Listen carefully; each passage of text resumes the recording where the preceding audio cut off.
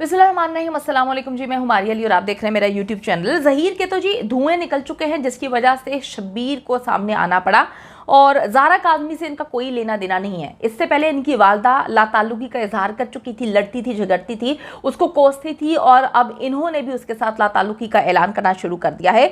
Jail से मुझे बचाओ, मैं किसी सूरत वापस जेल नहीं जाना चाहता। बैकडोर मुज़ाकरात एक बार फिर से शुरू करने की कोशिशें तेज़ कर दी गई हैं। मेहदी अली काज़मी से मामला तय करने के लिए एक तीसरा बंदा, ये वो तीसरा बंदा है जिससे डिफेंस के कराची डिफेंस के पोश इलाके में एक खुफिया मुलाकात की जाती है और एक ऐसी मुलाकात जिसमें इनको बहुत ज़्यादा प्रोटोकॉल दिया जाता है। और उस तीसरे शख्स के लिए, जिसको मैं मास्टरमाइंड कहती हूँ, उस शख्स के कहने पर जो है ज़हीर थोड़ा सा चुप होता है, वरना ज़हीर ने अब खुल्लम खुला ये बात कहना शुरू कर दी है कि मैं किसी कीमत अब चुप बैठने वालों में से नहीं हूँ। अगर एक बार फिर से मैं जेल में गया तो मैं सारी राज अफशा कर दूंगा।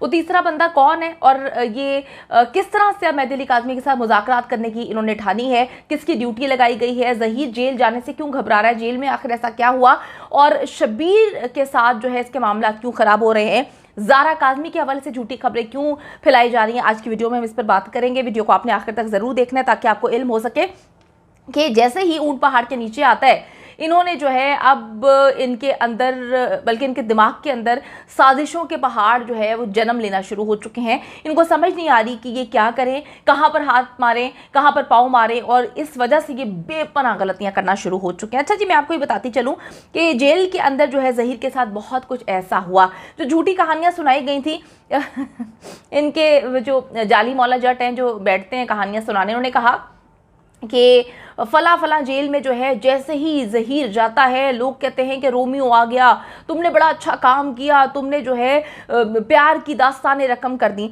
असल हकीकत क्या है वो मैं आपको बताती हूँ।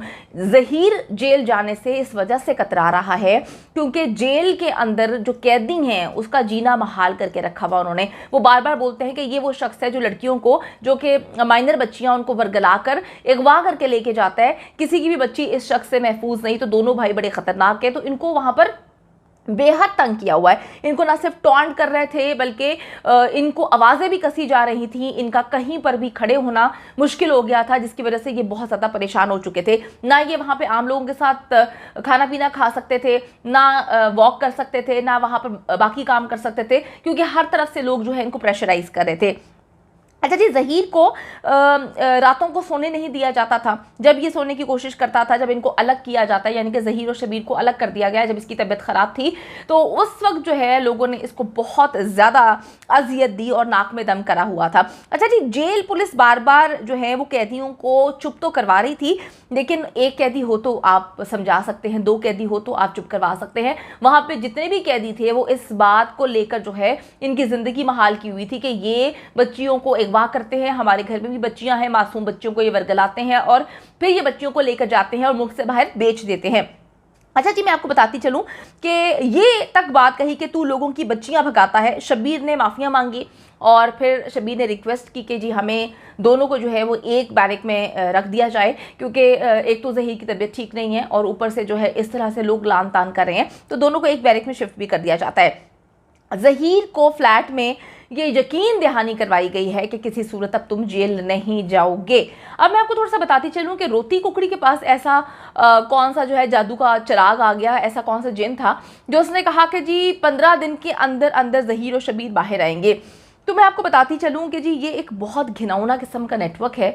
ये ऐसे लोग हैं जो दिखाने की कोशिश की जा रही है, गरीब मस्कीन बेचारे, पैसे नहीं है, 2 फ्लैट से वो बेच दिए। मुझे तो ऐसे लगता है कि रोती कुकड़ी जिस तरह से यकीन दहानी कराती है कि 2 फ्लैट इन्होंने बेच दिए, हमने तो प्लॉट नंबर भी बताए थे, ये उसी ने जाके जो है बिकवाए थे।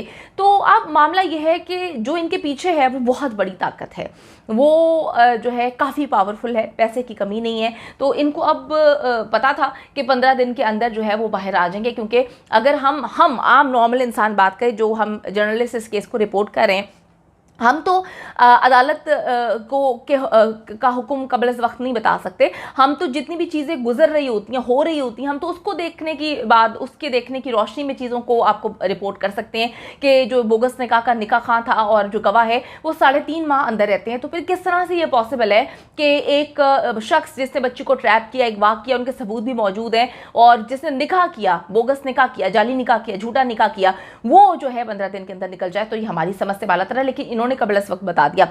अब जो फ्लैट में मीटिंग हुई है उसमें यकीन दहानी करवा दी गई है, किसी सूरत जो है तुम्हें हम दोबारा जेल नहीं जाने देंगे, और सुलह की जो कोशिश है एक बार फिर से तेज करने का फैसला किया है। थर्ड पर्सन जिसने वहाँ पर मीटिंग की थी, जो कराची का एक बाअसर शख्स बताया जा रहा है जिसने वहाँ पर मीटिंग की थी, उसने कहा है कि अब हम सुलह की कोशिशें फिर से तेज़ करने का फैसला किया गया है, और वो जो थर्ड पर्सन है उसके थ्रू जो है मेहदी अली काज़मी को अप्रोच किया जाएगा, उनसे राब्ते किए जाएंगे। अब डराया धमकाया तो बहुत पहले से ही जा रहा है। अब देखते हैं कि out of the court settlement के लिए ये मजीद क्या कोशिशें करते हैं।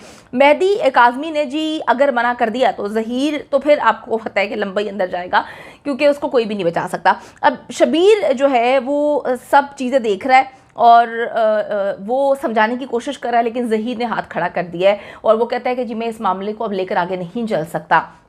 ज़ारा काज़मी के हवाले से भी उसका रवैया यही है कि मुझे कोई मतलब प्रॉब्लम नहीं है। आपको याद होगा कि ज़हीर की माँ जो नूर मुनीर है उसने भी काफ़ी दफ़ा ये बातें बावर करवाई कि मेरे बच्चों की ज़िंदगी तबाह बर्बाद हो गई। ज़ारा काज़मी जो है इस सारे मामले में कसूरवार है, उसने उसको कसूरवार भी ठहराया, और जितनी बार उसने इंटरव्यूज़ दिए जो यूट्यूबर्स को बुलाकर इन्होंने बातें की, उसमें कहीं पर भी ज़ारा काज़मी का जिक्र नहीं था कि हम चाहते हैं कि हमारी बहू घर आ जाए। इन्होंने तो खुद इतने घटिया और नीच किस्म के लोग हैं कि इन्होंने उस बच्ची को कि हम पकड़े ना जाएं, इन्होंने रातों रात के उस पहर बच्ची को जो है दारुल अमान भिजवा दिया, रोती पिटती एक एप्लीकेशन लिखवा दी जिसमें बच्ची से झूठ बुलवाया गया। तो जितना बच्ची से झूठ बुलवाना है इन्होंने बुलवाया, बच्ची से इन्होंने हल्फन झूठ बुलवाया।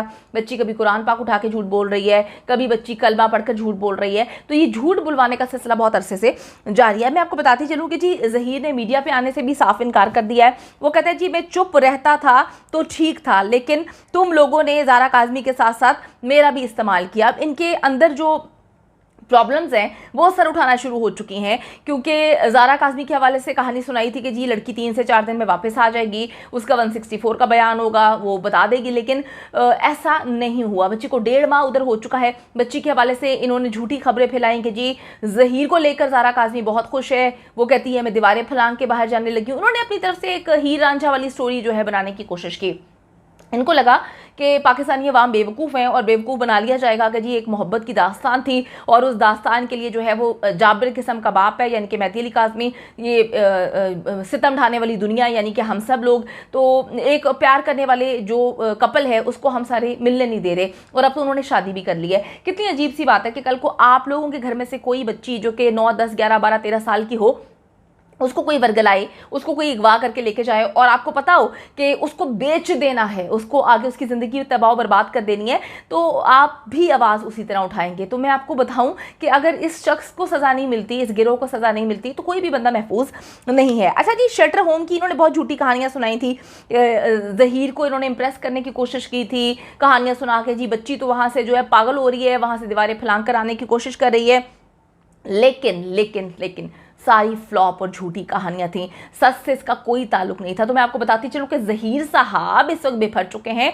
वो बार बार इस बात को बोल रहे हैं कि अगर मुझे दोबारा जेल जाना पड़ा तो मैं अब किसी को नहीं छोड़ूंगा, हर एक शख्स, हर उस शख्स का नाम लूंगा जिसने मुझे इस्तेमाल किया, क्योंकि उसको ऐसा लगता है कि उसको इस्तेमाल किया गया है और ज़ारा काज़मी को भी इस्तेमाल किया गया है। शबीर उसको समझाने की कोशिशें कर रहा है। वो मैं आपको बताऊं कि कल जो उसने कॉल की थी, मतलब जो आवाज़ थी, शबीर बड़ा ही बेगैरत किस्म का इंसान है, उसकी नज़रें बड़ी गंदी हैं, उसकी आवाज़ के अंदर जो कॉन्फिडेंस है, एतबार है उसका उस शख्स पे, उस मास्टरमाइंड पे कि वो हमें छुड़ा लेगा, वो कल भी हमें सस्ते यूट्यूबर से जब उसने बात की थी तो उस कॉल में हमें नज़र आया। 2-3 दिन पुरानी वो उसकी कॉल थी जो लीक इसने की है, उसमें उसकी कॉन्फिडेंस लेवल देखकर मुझे अंदाज़ा होता है कि जिस शख्स का हाथ है इनके सर पे, उन्होंने इसको यकीन दिला दिया है कि अब भी तुम बच जाओगे, दुनिया की कोई ताकत जो है वो तुम्हें जो है सज़ा नहीं दिलवा पाएगी। देखना ये कि अब हक और सच की जीत होती है या पैसे की जीत होती है, क्योंकि पाकिस्तान की आवाम जो है वो तो मेहदी अली काज़मी के साथ खड़ी है और हम आखिर तक इस केस में जाएंगे जब तक इन लोगों को जो है शिकस्त नहीं हो जाती, सजा नहीं मिल जाती।